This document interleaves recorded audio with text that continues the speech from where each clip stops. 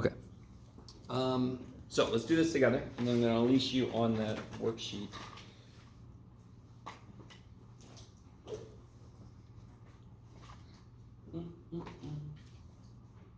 Now, these are really quickly. I feel like we did these. If I ask you, are these functions? What do you think? Which one of these is not a function? Showing the middle. Yeah, why? It doesn't pass a vertical line. Yeah, this thing right there. Yeah. And what is a vertical line? Does somebody remember how that relates to the definition of a function? Why does a vertical line test tell us anything related to a function? Because there are two values for y. Yes, good. If I draw a vertical line, that relates to one x value. If it goes more than once, that means that one input had more than one output. So it's me saying, hey Jim, where were you yesterday morning at 7? Oh, I was at the gym and I was at the store. No, you weren't. Who are you? You can't split yourself. You went this way over there. That would be neat. That would be useful. What about these two, of course? They're good because I can't see any vertical line that would go through more than once. I love it. Kick ass. Now, look at this. Did they tell us what the function is? Like they have a graph there, right? But do we know what the function actually is? No. So it could feel weird when they ask me this question here, right? Because I mean, when I ask you this question, what are you really normally looking for? If I ask you f of -2, what are you going to try to do? Plug a -2 into whatever the function is. But they didn't tell me the damn function. They did something even better. Yes? If I make an XY table of points, can I plot the points and then I can connect them? Isn't that what somebody already did? So didn't somebody already do all the work? So what must f of -2 be considering how they plotted points? 1. Yeah. F of -2 must be 1 because there's a point at -2, 1. The output at -2 is 1. That's what that means. Is that cool? So this is even better than somebody freaking give me a function. This is somebody already did all the work. Do you guys see that? I always get students who are understandably confused because what did we focus so much on last time? Plug a -2 in. Get all this. No, but here they've already done the work. So this will be 1. So what about this question here? This kind of turns that around.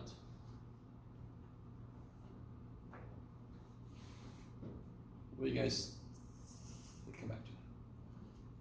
Yes? Would you look for the y value? Yeah, totally. Because f of x equals 3 means 3 is the output, correct? So what it's really asking is, what is the input that gives me an output of 3? 5. Yeah, you can see right there. Output of 3 is up here. That's the only time the output is 3.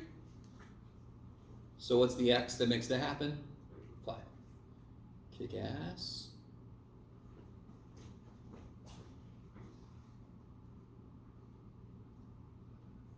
What about this guy? What is this guy saying?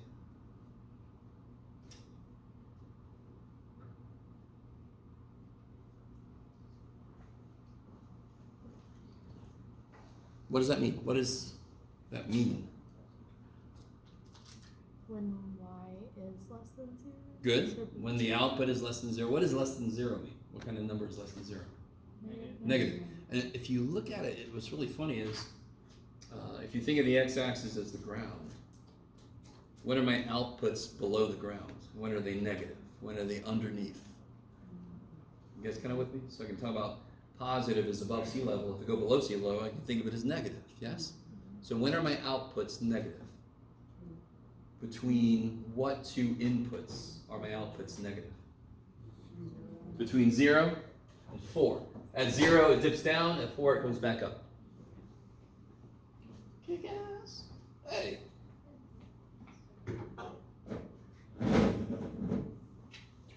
Why don't I include 0 and 4? Because they're at 0. Yeah, because they're equal to 0, but this one is just strictly less than 0. Can I ask a question? Yes. I remember you saying something like, maybe this is like completely different what we were working on, but you were saying like there's 2 points.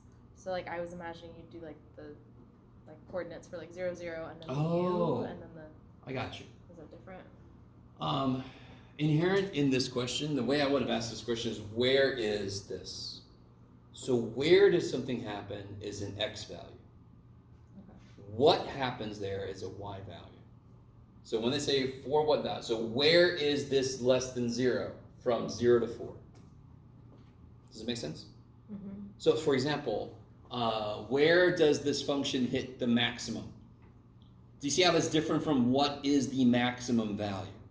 So let's try that backwards. What's the maximum value this reaches? What is the maximum value this gives us? No, that's where it happens. I'm sorry, that is the maximum. I'm sorry. I had that backwards in my head. So 3 is the maximum value. Where does that happen? X equals 5. Sweet. At x equals 5, this thing attains its maximum value. Okay, guys. So if you were to put the coordinates like 5, 3, that's wrong then. That's not what you're asking? Not what I'm asking. Exactly. Okay. So Why when I am say, confused by that? I don't blame you, but when I say, where does something happen, that's the x-axis. When I say what happens there, that's the y. Where does the maximum happen? At x equals 5. What is the maximum there? 3. So they didn't really word C that great, but when they say values, that means not points. So for what values? They really should have said where is f of x less than 0 between x equals 0 and x equals 4. So then I can write it as an interval notation. Yeah. Can we stop for a minute?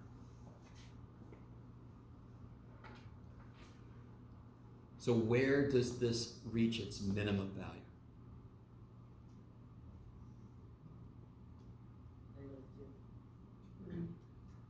At 2. What is the minimum value? There you go. Where? X-axis. That locates where something is happening. What? Y-axis. That's what's happening at that point. So if you think of the x-axis very often as a time, so you can think of where as being when. When, so if this is time, when did it hit its lowest point? 2 seconds. What was the lowest point? -2. We don't say it like that because it's not always time.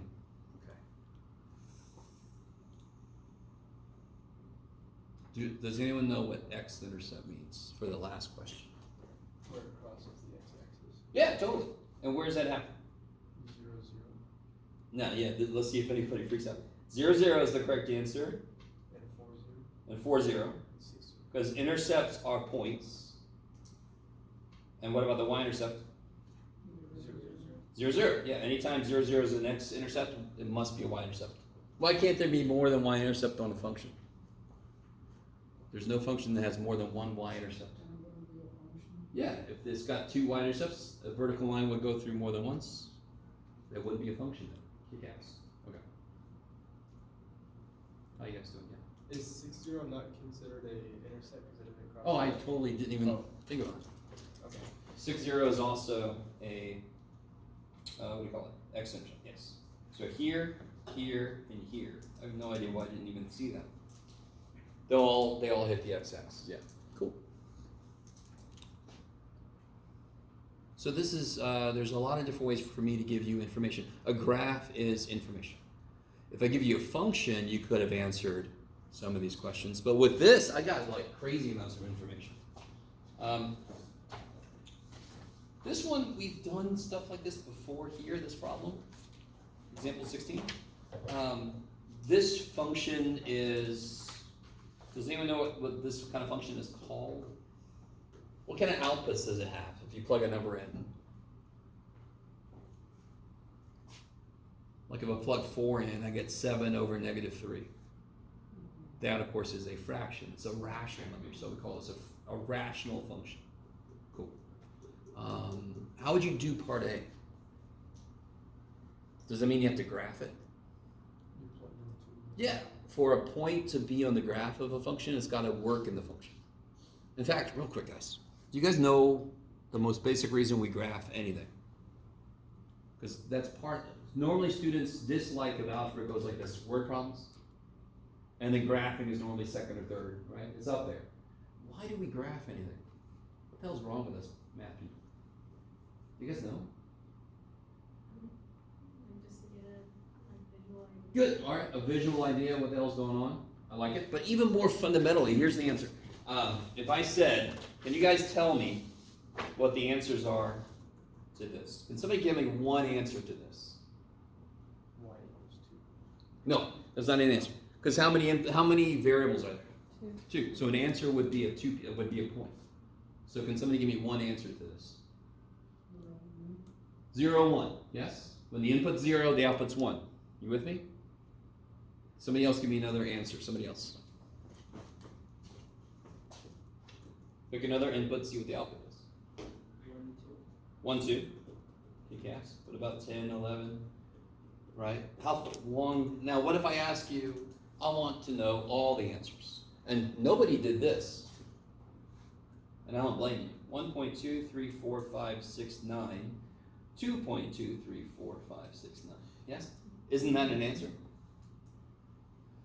I really want you guys to get this. This is the most fundamental reason we graph anything. If I want to know what all the answers are to that two-variable equation, the easiest way to answer that is to graph it. And then if somebody's like, well, I want to know that, well, go find it. You with me? So 0, 1 is here. 1, 2 is there. Right? They can find, and if they want something different, if they no, I want it here, well, then find it. I graphed it. Leave me alone. So the quickest way to give all the solutions to a linear equation or any equation is to graph it. That is a visual representation of all the solutions to that equation. Oh my God. Okay.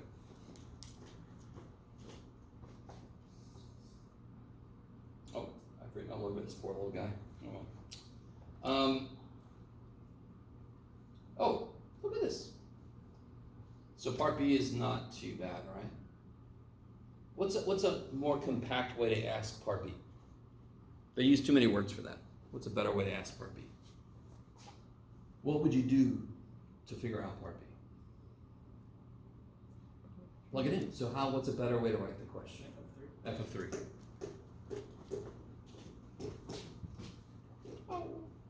And then you just plug it in, correct?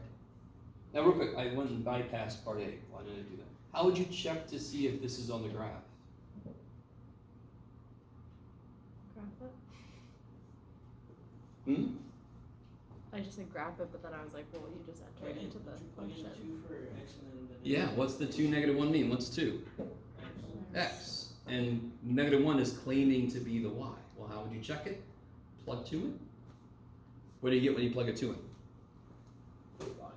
Yeah, on the top you get 5. And on the bottom you get -5, which is? So is that on the graph? Hell yeah. So every point the graph goes through works in the equation. Every point that works in the equation, the graph goes through. Okay.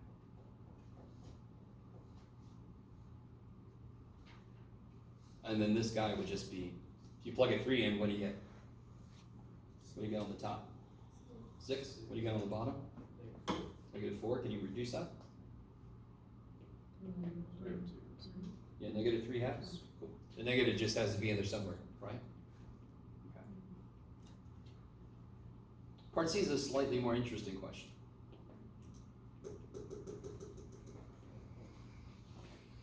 I know you guys are very skeptical. You're like, yeah, we'll see. So how do you solve that? What is that asking you to do? 10 in? No. It's not saying x is 10. You plug in 10 for y and then solve for x. Yeah, it's telling you that f of x equals 10. What is f of x? What is f of x for these problems? X plus 3 over x. Yeah. So it's telling you that f of x, this, equals 10. Yes? So it's still substitution. I'm just replacing f of x with what it is. It didn't say what f of 10 is. It didn't tell me what x is. It wants to know what x would be. How the hell would you solve that thing? What is the worst part about that problem except it exists and I'm asking you to do it? Fraction. It's fraction. When you have an equation, what are you allowed to do? What can you do to both sides? Can anybody just give me one thing you can do to both sides in an equation? You can multiply both sides. You can divide both sides as long as it's not zero. You can multiply as long as it's not zero. You could add stuff, subtract stuff, as long as you do to both sides, yes? What would be a great thing to multiply by to make this not a fraction anymore? X minus 7. So, especially since the variable I'm trying to solve for is stuck in the bottom, let me free that dude up. And why am I allowed to do that? Because it's in an equation. I could do it to both sides. Now, unfortunately, when I teach this to students for the very first time, they start just killing every fraction that exists. 2 7ths, I don't like that. Let me multiply by 7. No. 2 7ths can't be 2. You can't do that. But if I have two sides to work with, then I can multiply both sides by the same thing. No, Jeff. Don't get too excited. Let me write that again. So effectively, it just comes up here, yeah? What would I do then? Okay, distribute.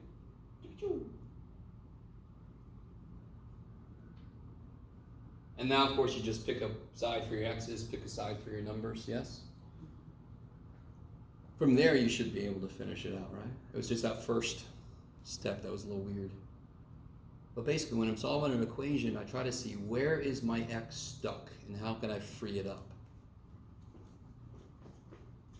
So this should not have been crossed out. This is me just going crazy. I should put my glasses. Yes. Somebody with me on that? Are you guys with me? So all I did was multiply both sides by x minus 7. Something I could totally do. So then x plus 3 equals 10 times x minus 7. Distribute, and now I could do what, for example? Subtract x. And, sorry, you said? You had to say. Add 7. And then finally, divide. And that's like 6 and 1/9. 6, no, it's not 6, it's 8 and something. 8 and 1/9, yeah. Okay. Everything I just did relates to part D in a way. What is the domain of F? When you look at F, what value? So somebody tell me again real quick, what's the domain mean? What is the domain a set of? Inputs? All the inputs that work. So what's the only input that would not work? 7. So then what's the domain? Everything except 7. And what's a more technical way to write that? X cannot equal 7. Okay, x cannot be 7, sure. What's a better way to write that? Negative infinity to 7, u 7 to infinity. Yeah, so this little piece just means skip. Yes, good. Did I miss where we got 7? I'm sorry. Oh, sure. Yeah. So here, before we go there, what can I not divide by? If I try to divide by something, it freaks out. Oh, it's its own number. Very quickly, what do we call this? Oh, 0, 0. Okay, got it. Undefined. Do you know why we call it undefined? Because it's scary. Scary. And whenever it's scary, we always call it undefined. What is 6 divided by 2? Why? Because it's the number defined in such a way that when you multiply by 2, you get 6. You with me? That's how you evaluate a division problem. So what is 6 divided by 0? It would have to be the number defined in such a way that when you multiply by 0, you get 6. Is there a number defined that way? Undefined. There is no number defined to do what this wants, so of course we call it undefined. And to me that helps you out a little bit. If you just are like, yeah, they said to call it undefined, so I do. No, there's a freaking reason why we call it undefined. Literally, it's not defined. It can't do what it needs me to. Okay, maybe. So if you look at this, what makes that happen? What value of x makes the bottom 0? 7. See what happens when you try to let x be 7? What do you get on the bottom? If x is 7, 7 minus 7 is 0. And you can't divide by 0. Okay. I'm sure that makes sense somewhere. I think I'm just like So here, not here's another able way to process look it. at it. Here we go. Okay. If I have like this, right, and this is a function. Say in English, what can happen? The bottom can't be 0. So the bottom, now I change it to mathish. Can't be, not equal to 0. Can you solve that? How do you solve this equation? How do you get x by itself? I think I'm just stuck jumping ahead. That's where my brain keeps like freezing. Jumping ahead, how do you mean? Keep going. I'm listening. Right, so Sorry. subtract 2, right? Subtract 2. So you get x by itself. So x can't be negative 2. Okay. But really, all you say to yourself is, if x plus 2 is on the bottom, what would make that 0? Well, if I made x negative 2, that would be 0. Negative 2 plus 2 is 0. They cancel each other out, so x can't be negative 2.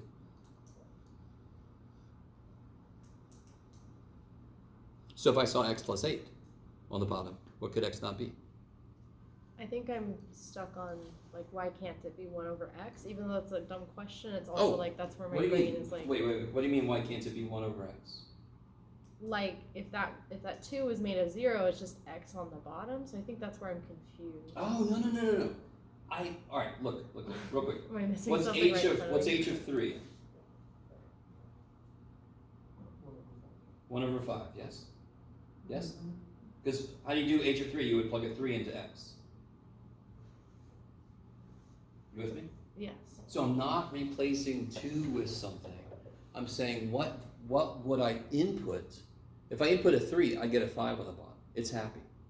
I didn't make a black hole anywhere. I didn't rip the fabric of the I universe. just made it backwards. I see. Oh, but if I try to plug a negative 2 in, now I make a little black hole and people need to run away.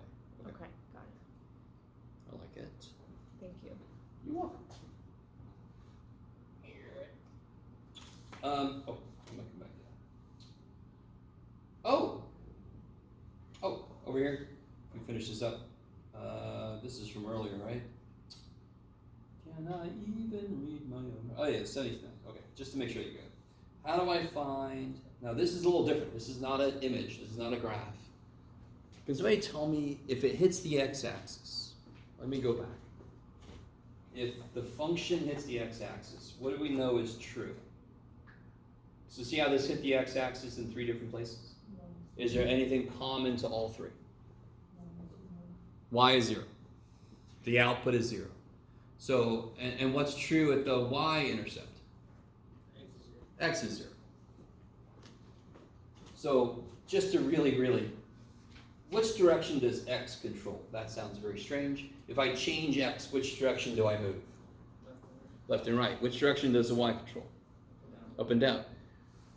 Right? So if I want y to be 0, that means I can't move up and down at all. I must be on the x-axis.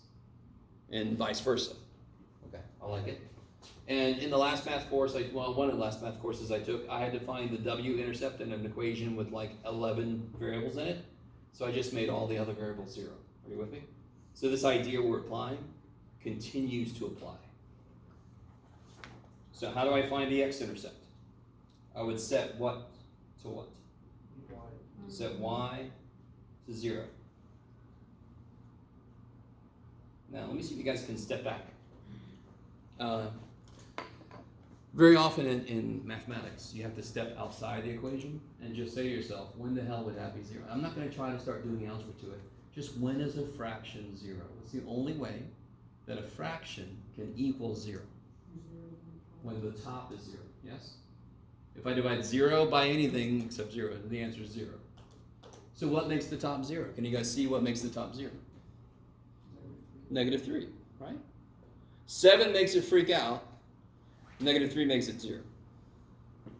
I don't know, there's this silly thing, let me see if I remember it. Have you guys ever seen this? It's like n over 0 and 0 divided by k. So, no and okay. So this leads to undefined, and this is okay. This is 0, it's a number. Okay.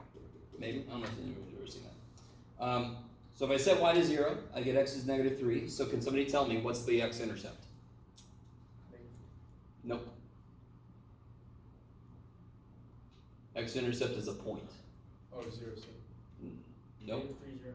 Negative 3, 0. We set the output to 0, so I knew that from the beginning, right? Don't feel bad, Kendall, sorry. And then we figured out the input had to be negative 3. So then we could put that together, correct? How do I find the y-intercept? Set x to 0. And that's a lot easier. What do I get then? It's gross, but we don't care because we're done. What do I get? Negative 3 over 7, yeah. So then what's the y-intercept? 0, good. Kick ass, yes? And you know it. You knew ahead of time. You made x 0, so you already know the 0. You made y 0 for the other one. You already know that 0. You just had to figure out what the other piece was. Okay. So, let me, before we get into the trippiness that is next, does everybody still have this guy? Okay. Let's finish this guy up, now that I've written all over this part of it. Let's go ahead and try to do these here.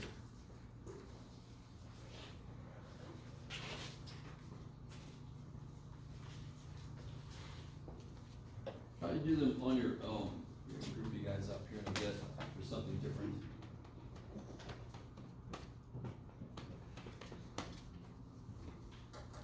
So can we do H yet? Say again? Can we do H yet or no? Yeah, you can try H. Yeah, I'm sorry. I forgot what's that.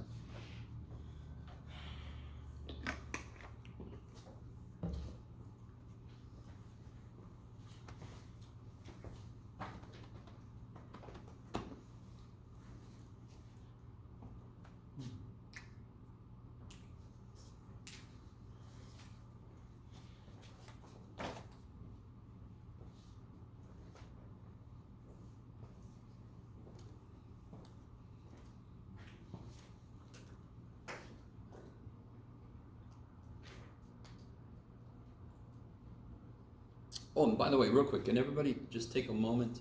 I think Maria gave you a little note card. If you have an answer for that, let her know. If you need more time to consider it, just let her know that. Take your time.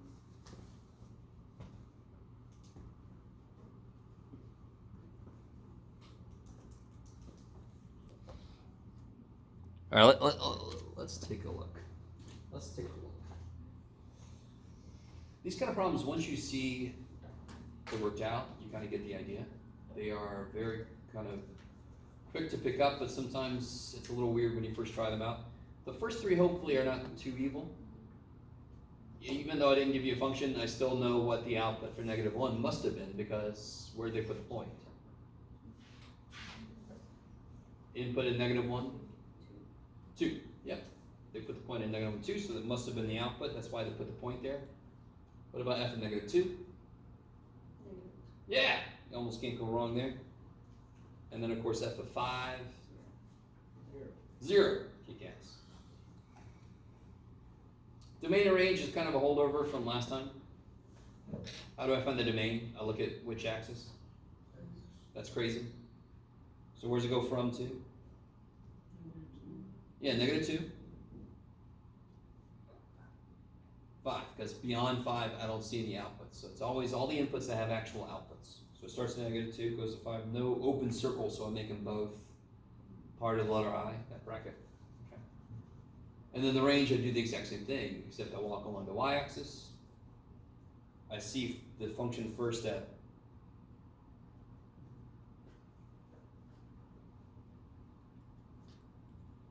how would you write that down for the range? -3 up to 2, looks like. Yeah. Yes. For that one, does it matter which order you put the numbers in? So much. Interval notation is always smallest to biggest. And I think I said this last time, like if somebody said, Yeah. you know, how old can your kid be? Kid, you anywhere from 18 to 12. And you're like, are you feeling all right? Correct? I'm a little worried about you. You mean 12 to 18? Or your kid's growing backwards. Got some Benjamin Button things going on. I don't know if you even know that movie. I never even watched the movie. I just made the reference. What about this? What's a way to read this in English? How can you rewrite this in English? Yes. So, Sorry, go ahead. going back to the last two. Yeah. I didn't put it in interval notation, I just put the points. Is that okay? No, because. So what do you mean you put the points? How do you like the domain answer? The domain, I just use the x-axis points, and then. What'd you list? I listed -2, -1. Okay. See now, real quick. Those are the big ass points. Do you agree with me that there is nothing below -2? Does -3 have an output? No. No, because there's nothing there, correct? Isn't there something there right here? Yes. Doesn't this x value have an output? Yes. Shouldn't it be included then? All right. If I have a continuous line, I must use interval notation because then that means from this to this and everything in between. If I had just dots not connected, then you'd want to use the squiggly brackets and then you could just list the finite number of things. Does that make sense? Kick ass. And to answer your question for G, I just put increasing from. Oh, I'm sorry, for part F.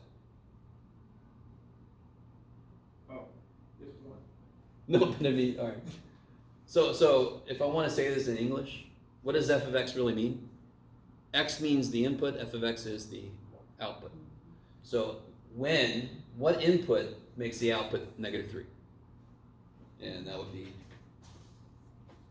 like both of you guys said, 1. You guys with me? So a lot of times a student's first job is to take the weird ass mathematical thing I'm asking and translate it into English for yourself.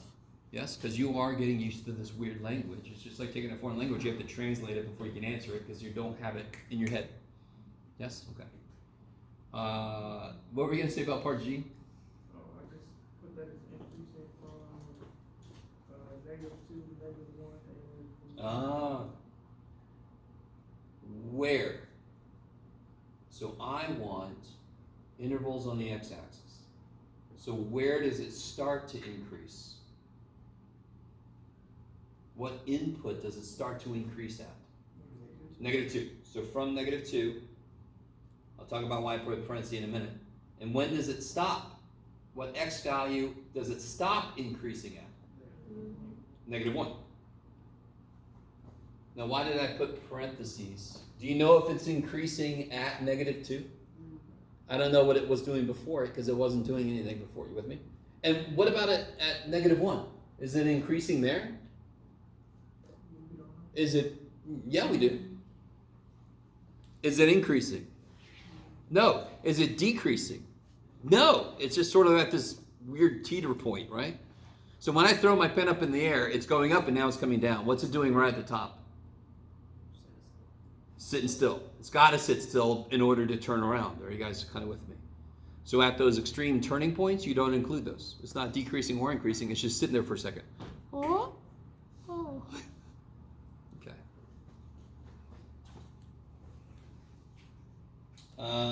So this is increasing, and where else is it increasing?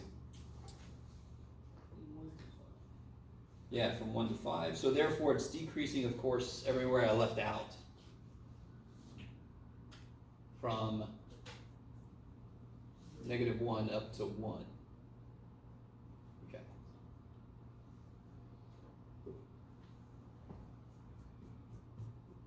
Now, in terms of, is that okay, guys? This idea of increasing, decreasing, that kind of becomes huge in calculus. Real quick, is this line increasing or decreasing? What sign slope does it have? Positive, yes? So one thing calculus does is it says, oh, that's nice, that's cute. You can get slopes of straight lines. What about slopes of curvy dudes? Yeah, I can't remember. I think I've spoken to you a little bit about that. So this idea of increasing, decreasing becomes even more important. If I'm able to analyze that better using calculus, I can then get very specific turning points. And why would that be good to know? If the economy is getting worse, I would like to know when it seems like it's about to turn around. Are you guys kind of with me? So this analysis, of course, it might do this kind of thing like, oh shit, right? So this could be not a turning point, just a little resting point. I'm tired from getting so bad. I'm gonna get worse. Oh shit. Okay. Now.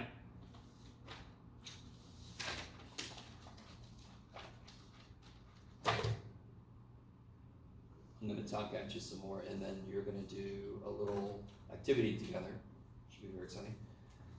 I think I've talked a little bit about piecewise functions. Bless you. It's gonna trip me up because I talked about piecewise functions in another class earlier, in my calculus class. I didn't teach them about it. We talked about calculus level idea, but they work with piecewise functions. So that's a really good indication you have to know piecewise functions going into calculus. How many guys feel like you've never worked with something that looks like this? I can't remember if we've done a problem like this before in here because I've done them elsewhere. So it kind of overlaps. Is anyone certain they've never seen something like this? Can you, if you think you've never seen it before, or if you're not sure, can you reason out what the hell this means? What seems to be really important information as to how to use this function? What do they tell me? Because what is this function? Is it one thing? No, it's freaking two. What the hell's wrong with it? But what information did they give me that's crazy important? Yes, because that's where it shifts. So how does it relate to the real world math boy? If I have something going, a little rocket or something, and then it hits something, doesn't its trajectory change suddenly? So it's like going on this little square root kind of looking deal, and then it hits something and now it's going straight line down. You with me? So at -2 seconds, t-2 seconds, something weird happened, it went off track, its equation changed. The equation of motion. Are you guys with me? Piecewise functions have a ton to do with real life. So how the hell, what do we do with them? I think, they kind of snuck this in. This is one of the freakiest things of all time. I can't remember how much I've ranted about stuff. You all know what this symbol means here, right? If I ask you what this is, do you guys know what the answer is? 4. Is that cool? Because what are these symbols? Yes, I have a shirt that says this. Thank you. Okay. I came up with the idea, and then I Googled it. Somebody already made a shirt out of it, so I'm like, I'm going to buy one of those and give you some money there. Smart little boy. All right. Somebody in the Seattle airport already figured it out, and I was very happy, because normally people would look at it and go, okay. Now, does anyone know why this is true? Does anyone know what the absolute value actually wants from us? Yeah. I'm just kidding. You look so different. You're like, man, I knew it, damn it. Absolute value is all about distance, right? In this case, distance from 0. Yes? So how far is -4 from 0? Well, it's 4 steps away. So if I said, how far are you? You're 4 feet away from me. Even if I turn around, you're still 4 feet away. If you were -4, you're like in me or something. Like, trade.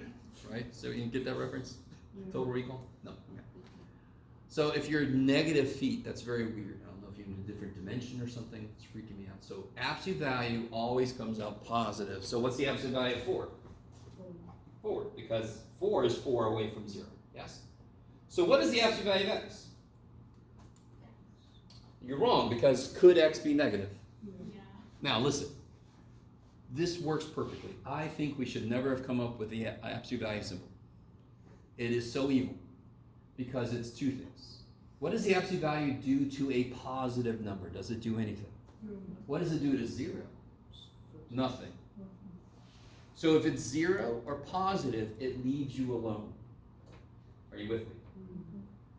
Can you write that mathematically? A number is 0 or positive.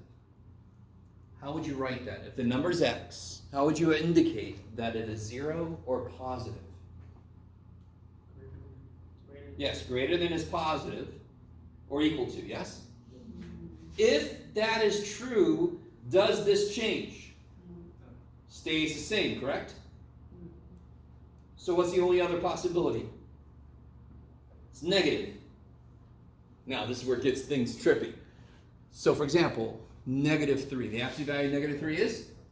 What did it actually do? It changed it, yes? What did it do? How do you change the sign of something? You go back in time, make them born a different month. No. You're going to get born early. Sorry. How do you change the sign of something? If something is -3, how would you change its sign? Multiply or divide by -1. Yes? Okay, so if, this is what trips students up so bad, that's the right answer. What is this? What kind of number is this? What kind of number is x in this row here? It's negative. And what's the negative of a negative number? There. All right, so the absolute value must be positive. So if the number you're taking the absolute value of is already negative, you have to change its sign, correct? This is why absolute value is such an evil thing. It's got these hidden 2 definitions. So then when you start using absolute values with variables, oh shit. Okay, maybe. Screw job. So this is the true, full, piecewise definition of the absolute value. Does everybody feel okay with that? Let me push my luck. Sorry. I always do that. What's the square root of x squared? No. Plus or minus. Nope. Square root's answer always has to be positive, yes? Taking the square root of a real number, the answer's always got to be positive. Ah, there we go. I gave it away, didn't I? These want to kill each other, which would leave x, but x itself could be negative. So what's the square root of -3 squared? What would you do? What's -3 squared? No, what's -3 squared? What is -3 squared? 9. What's the square root of 9? 3. Now I can catch up with you back there. I could use what we just figured out and just say this is the absolute value of -3, which is 3. Yes? I have to take the absolute value because when I square it, it would kill the negative. So if I want a shortcut, how do I kill a negative directly? Absolute value. Do you guys get that? Do you guys see that? These are the hidden elements of the things we use all the time. When I start throwing variables in, I don't know what kind of number it is. So if it depends on what the sign of it is, and I've got a variable, I have to kind of define it in 2 different ways. How you guys doing? You all right? Okay. At least you're able to put a smile on for me. Okay. So, let me try desperately. I talk way too much, and I apologize for that. But I want to get you guys to understand this so you can do this little activity. You guys are going to solve a case. You're all going to be detectives, even if you don't want to be. You're going to be. So here's one of the. Here's a really good example of what to do. So this sucks for so many reasons because we haven't even talked about how to graph things in general. But we know the most basic way to graph something. If I give you a function you don't know what it looks like, what do you create? You're like, oh, is it like a vampire? No. An XY table. Inputs, outputs, yes. If you can make a table of points to graph, you then graph them. What do I have to be careful about here when I make the table of values for 2x plus 6? Because this function is defined 2 different ways. What inputs am I allowed to use for this? To use 2x plus 6, what must the inputs be? Good, so give me something that works. Leave some room here if you're writing this down in your notes like you should be. So -3. If you plug a -3 in, what do you get out? What's twice -3? Twice -3 is -6. Plus 6 is 0. Is that cool? Leave some room though. I'm going to do another point up here somehow. And then we can do -4, yeah? What are you going to plug -4 in? Twice -4 is? -8 plus 6. -2. I like it. Now, it's a straight line, correct? How do you know it's a straight line? Besides, I just said so. I could have gone insane. I could be crazy. Any moment. Keep an eye on me. How do you know it's a straight line? It's not like a square. There you go. The power is 1. I almost sound like Captain Plant. The power is yours. So 2x plus 6 is a straight line. It's linear. So I really only need 2 points, correct? There is one point that I'm going to find that you don't think I could. Because what's the What's the first x value I can't use for 2x plus 6? Negative 2. I'm going to plug it in anyway. And I'm going to do it like this, and I'll show you why. I'm going to put negative 2 in parentheses, just to tell myself, this is illegal, Jeff. What are you doing? You're insane. What do you get when you put a negative 2 in? Plus 2. Negative 4 plus 6 is plus 2. I like it. Parentheses. I really want you guys to understand. Did the function tell me I'm allowed to use a negative 2 in 2x plus 6? It said I wasn't allowed to. Could you tell me, could I use negative 2.00001? Could I use negative 2.00001? Yeah. I don't want to do you want to do that? So I'm going to plug negative 2 in so I know where to put the open circle. Yes? I know the open circle now goes at negative 2, 2. You understand the idea. Instead of plugging negative 2.00001 and going insane, I'm just going to plug a negative 2 in and see where it wanted to be. It's not allowed to be there, but it wants to be there. That's where the open circle goes. I really want you guys to understand this. Because negative 2.1 has an output. Negative 2.2 has an output. So I need to know how to draw the line and where to stop, and I need to put an open circle where I stop. So let's graph what we got so far. Negative 2, 2, open circle. Negative 3, 0. Good Lord, Jeff. Sorry. Smelling problem. Oh, God. Negative 3, 0 is a nice closed circle. And then negative 4, negative 2, nice closed circle. And that makes a nice line. Oh, look at that. Okay. Real quick, is that a positive slope as you read it, like we do here? Is that a positive slope? Yes, that's going up. If that was our profit, we'd be getting happier. Just a little bit. Okay. And sure enough, if you guys remember this, the 2 is positive, and that's the slope. So it's going up. That's good. Now I'm going to make a table of values for this guy. And now the nice thing with this one is, like, what's the smallest input I can use? Negative 2. And it's not going to have an open circle because it doesn't have something like a whole number it's not allowed to use. Yeah, I can go ahead and throw negative 2 in. I'm just going to put in a couple of things in. That's all I need. Negative 2, let's put 0 in. Sure. What happens when I put a negative 2 in? Oh, God.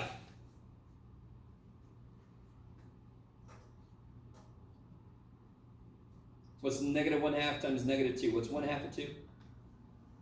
1. And the negatives? Cancel. 1 plus 3? 4. That's crazy sauce.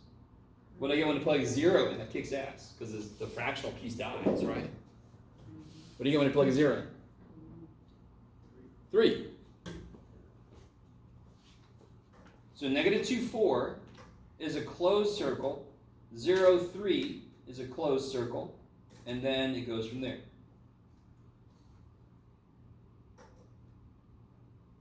Now that is hard to believe it's a real thing, because what would happen to this car? We're driving along and we teleport. This could still have a real life application though. This could be a switch turning on and we're assuming things are flowing instantaneously. At least on the scale of this, it wouldn't show up. That might be a little much. You know when you turn the light on, the lights don't come on automatically, but they turn on so damn quickly we can tell. So on the scale of this, maybe that would make sense. Are you guys okay? My guys in 180 just talked about this. What happened to the graph? What did it do? It was traveling along and then it did what? What? Jumped. So that is what's called a jump discontinuity. It's not connected, it's discontinuous. It's not a continuous line, but specifically, it jumped. I love it. How you guys feeling? If you think you've never seen this before, is this making sense in terms of how to graph this? You literally just make a couple of, no, be careful. I could have more than 2 parts. However many parts you have, you make that many XY tables. Yeah. Oh, well, there you go. Look at Jeff now looking ahead. Bam. This piece is easy though. Look at this piece. What does that define? Yeah, it's just a point. Input 4, output of 5. Here, let's do this real quick together because you're going to have plenty to do on your own in a minute. So you just said this piece here input of 4 has an output of 5.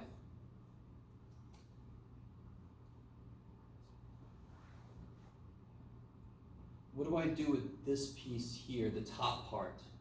Can somebody tell me some inputs I could use?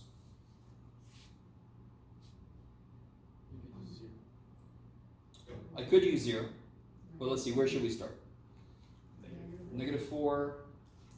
Let's do negative 4, negative 2, 0, 2. And I'm going to plug a 4 in because I'm crazy. Can you guys go ahead and fill in that part of that problem? It always freaks people out when there's a negative in front of x squared, but you square the number, and then you put a negative on it. Yes? Because you have to square first. Exponents before multiplication.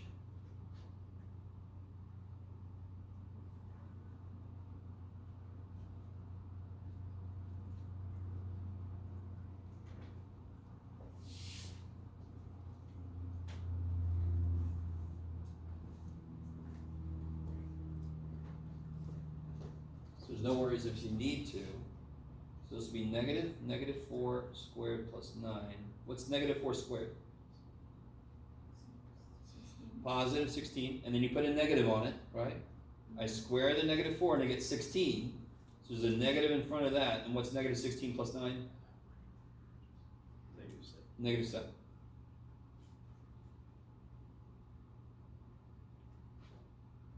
Then you plug a negative 2 in.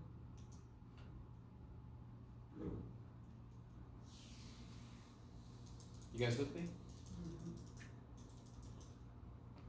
I know your calculator can do it, but I don't care. I'm getting a bit too loud, sorry.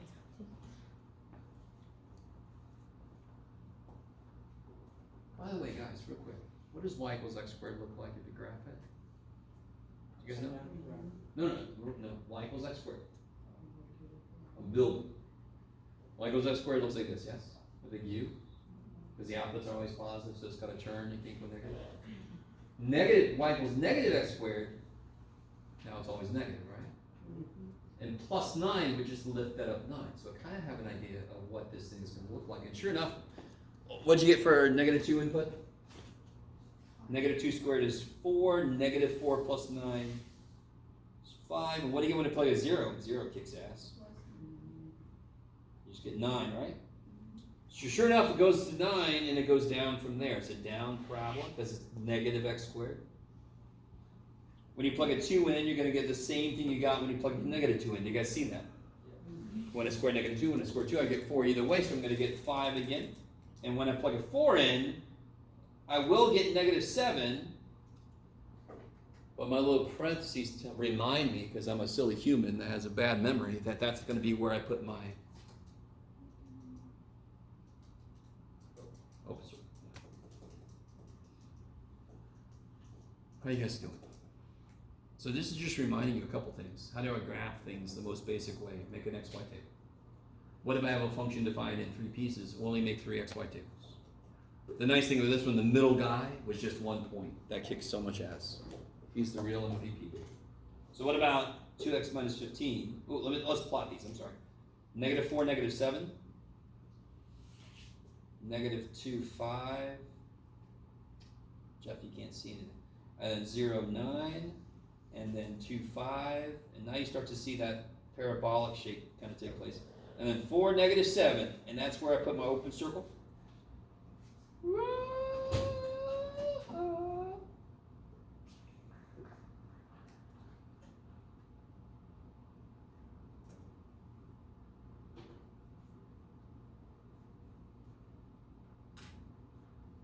And then a little quickly. I'm not allowed to use 4 for this, but I'm going to do it anyway. And it's a line, so I can just plug 4 and 5 in. I just need 2 points for a line, right? If I plug a 4 in, it wants to be 8 minus 15. It wants to be negative 7. When I plug a 5 in, 10 minus 15 is negative 5. 4, negative 7. See how that has the same open circle? And then 5, negative 5. And then it keeps going. That's right, Jeff, you forgot. It keeps going from there. There we go. That is a exceptionally funky looking dude. Looks like a ghost that has an arrow in its foot. All right. Or something else. I think, yeah, let's do this one last thing, okay. And then I'll let you guys do this little activity. How do you guys feel about this? If it's been a while, do you guys remember the XY table? To graph things, right? When you first learn a new function, you normally create an XY table just so we can see what the shape is. And then we try to make generalizations. That's how we know the parabola looks like this. Can anyone tell me anything about this? Why is this guy's piecewise function not too bad? Does anyone notice? How many parts are there? How many pieces? Just two. One of the pieces, what's the output? Is the output changing for one of the two pieces? You guys see what I mean? So the one that goes like this, what is the output always? 1. Do you guys see that? So when my input is what? What inputs lead me to be here? Beautiful. Kick ass, not including 0. Greater than 0, because there's an open circle here. So I'm kind of doing the upper part first. So when x is greater than 0, my output is always 1. When x is less than or equal to 0, because there's a closed circle there, how do I figure this out? Now this is a little mean, potentially, but not too bad. This is actually not too bad. When x is 0, y is 0. When x is -1, y is -1. So it seems like whatever x is, what's y? Same thing. So y equals x. That's the equation of the line. That one was kind of easy because all you need for any equation line is just to see what the relationship is between y and x. This relationship is whatever x is, y is also. So its equation is y equals x. Are you guys kind of with me?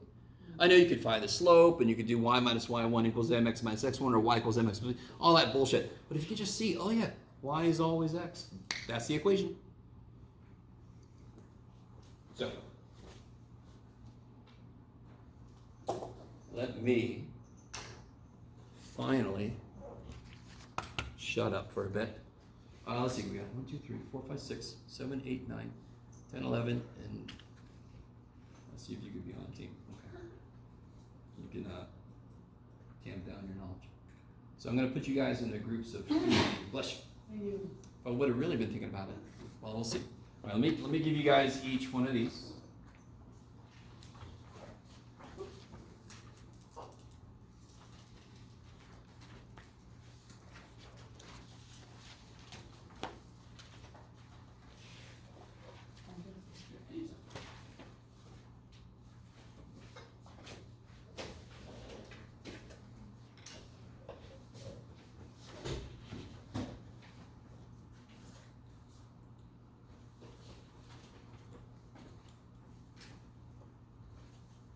All right, guys, so let's see.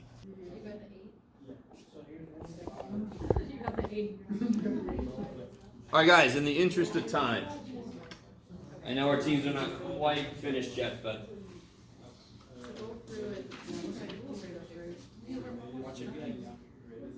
Alright, I'll read off the clues so you're staying with first page.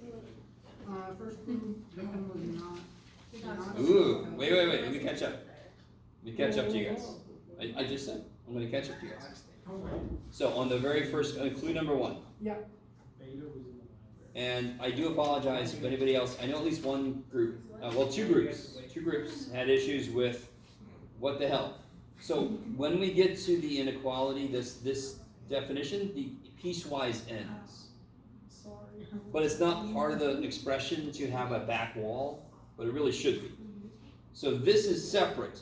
Given this, what is f of -3? So of course, when am I allowed to use -3? For the top dude or the bottom dude? Bottom dude. So then -3 plus 1 is -2. This is my clue. Kick ass. They did not stub a toe. Okay. First world problems. Clue number 2. What is f of 2? And again, you just ask yourself the same question. Which one am I allowed to use? the bottom one, and twice 4 is, that's crazy sauce. So there's no electrocution, It's awesome sauce. pretty much. And then clue number 3, what is f of negative 4? So of course, when am I allowed to use? Yeah, the bottom, the top one. I want less than 1. And this is nice. The output's just always a constant. Just depends on where I am to figure out what constant. So the answer was 6. So we get Coach Omega was enjoying the sun by the pool. Okay. So the logic part of this is really curious to me. I'm curious if any. I think you guys are just about to start doing this. I'm evil, so I stopped you. So we're given this graph. What is f of negative 1? So this one's a little bit tricky because it's not interested in this. What is f of negative 1? 4. Gathering seeds in the atrium as one does. What is f of 4? So again, now this led to a lot of interesting discussion, but of course an open circle means it's not there. The output's not there. A closed circle means it's there. So what is the output of f of 4? 5. So then I know the cougar did not maul the victim. So there's electrical cables and cougars around here, so I wouldn't stick around there too long. Clue number 6, what is f of negative 5? So again, which thing, top, middle, bottom? Yeah, the middle, because it's between negative 6 and 4. And if I plug in negative 5 in and square it, I get 25. Good. Jamal! Now, real quick, if you put this in your calculator, what do you think you're going to get? Negative 25.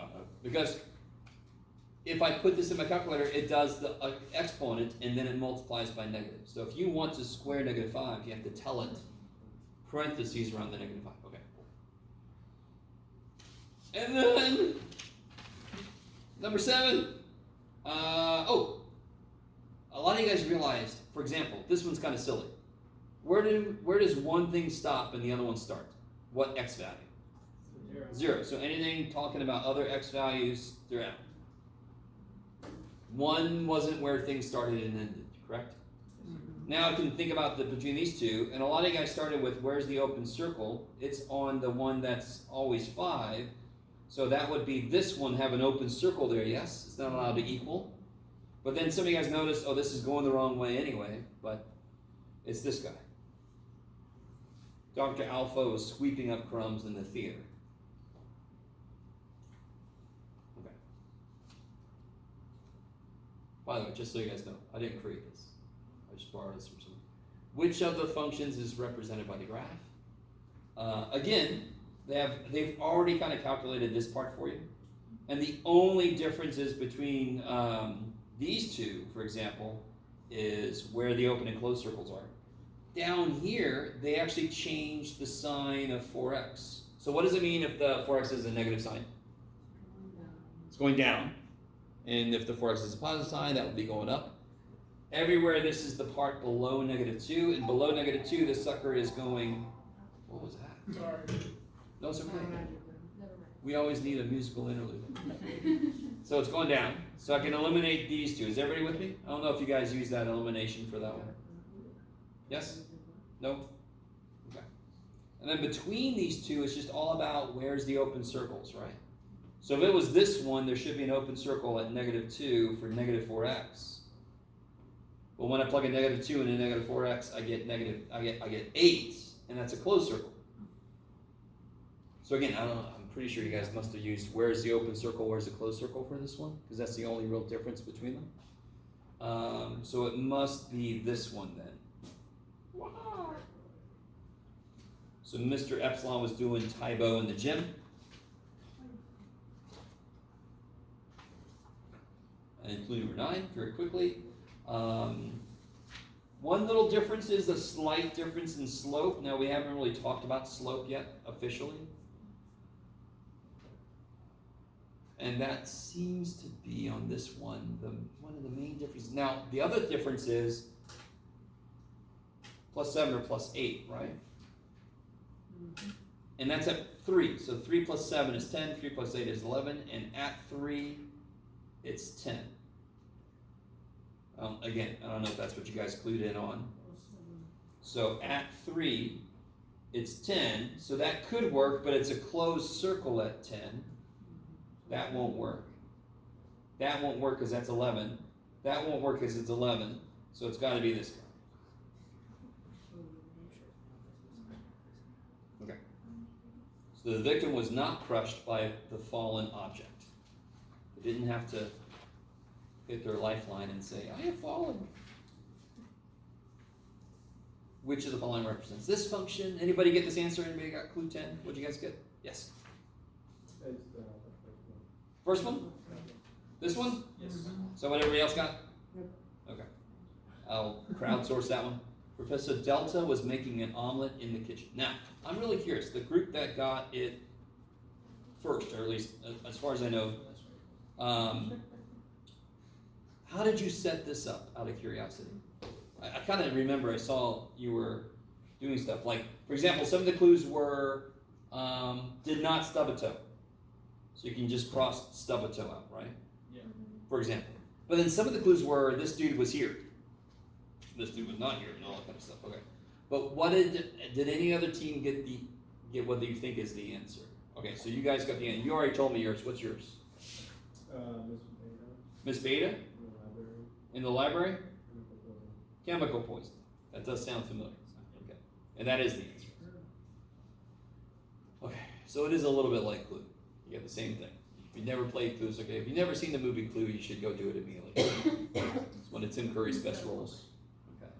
So what I want to do last here, and I don't know, hopefully that was okay. I wanted to do something where you got some practice with these different kind of things, but to have an overarching goal, I thought might get you through it a little bit easier. I want to show you a video, and then we'll actually get into the specifics about it next time. Let me see if I can find my video. So everybody get into a position where you can see whether you're surrounded by these things. You should be okay. Numbers.